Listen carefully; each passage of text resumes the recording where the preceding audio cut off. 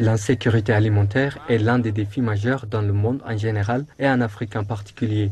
Selon les informations de l'Organisation des Nations Unies pour l'alimentation et l'agriculture, la FAO, le nombre estimé des personnes sous-alimentées est passé de 777 millions en 2015 à 815 millions en 2016, dont plus de 153 millions en Afrique.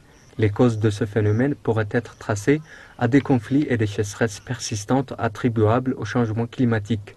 Lors d'une session ministérielle en agriculture, développement rural, en eau et environnement qui se tient du 5 au 7 octobre au siège de l'Union africaine à Addis Abeba, mettant l'accent sur l'amélioration de la durabilité environnementale et la transformation agricole pour assurer la sécurité alimentaire et nutritionnelle, la commissaire pour l'économie rurale et l'agriculture au sein de l'Union africaine, Josepha Sako, a réitéré que les pays africains sont les plus vulnérables à cet égard.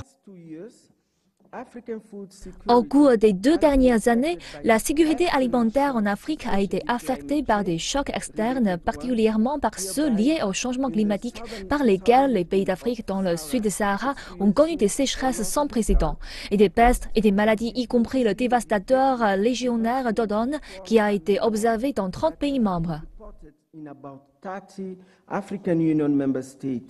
Pour faire face aux défis d'insécurité alimentaire et mettre fin aux famines à travers l'établissement des systèmes agricoles résilients au changement climatique, les pays membres de l'Union africaine se sont engagés depuis 2014 à investir au moins 10% de leurs dépenses publiques en agriculture en vue de libérer le potentiel du secteur privé. En outre, la commissaire a indiqué que la croissance de la population africaine et l'urbanisation rapide créeraient des opportunités pour le développement de l'agriculture sur le continent.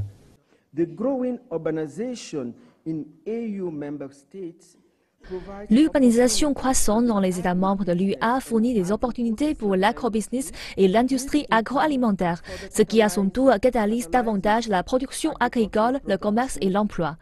La population d'Afrique s'accroît de 3%, parmi les plus rapides dans le monde. Ceci augmente donc la demande pour la nourriture et permet l'élargissement des marchés pour nos agriculteurs.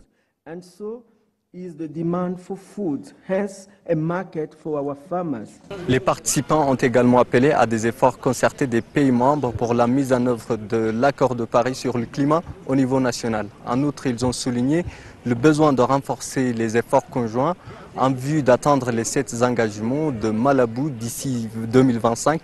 Il convient de rappeler que la session adoptera des documents stratégiques relatifs à l'agriculture, au développement rural, à l'eau et à l'environnement et fournira des recommandations politiques. Zinaba Alefom, Addis Abeba, Éthiopie, CGTN.